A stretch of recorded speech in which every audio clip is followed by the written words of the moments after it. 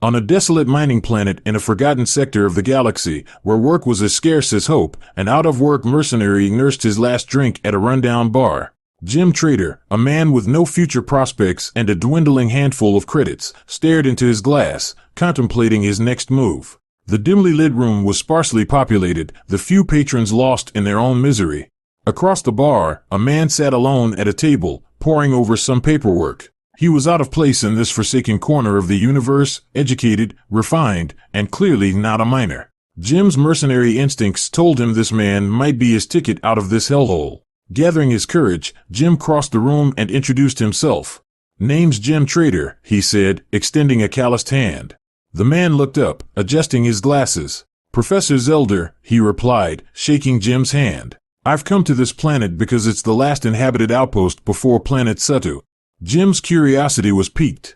He had heard of Satu, a mysterious world rumored to be filled with strange beings and lights that defied explanation. "What brings you to Satu?" Jim asked. Zelder hesitated, his eyes betraying the flicker of secrecy. "Research," he said simply. "I need a bodyguard to help me find a spaceship and accompany me on my endeavors."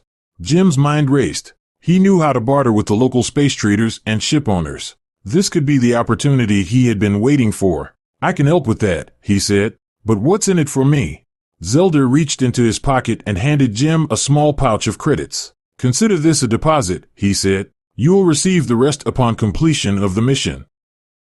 Jim weighed the pouch in his hand, feeling the solid weight of the credits. It wasn't much, but it was a start. And more importantly, it was a way off this godforsaken planet. "You've got yourself a deal, Professor," he said. As they left the bar, Jim couldn't shake the feeling that he was stepping into something far bigger and more dangerous than he could imagine. But for the first time in a long time, he felt a glimmer of hope. And that was enough.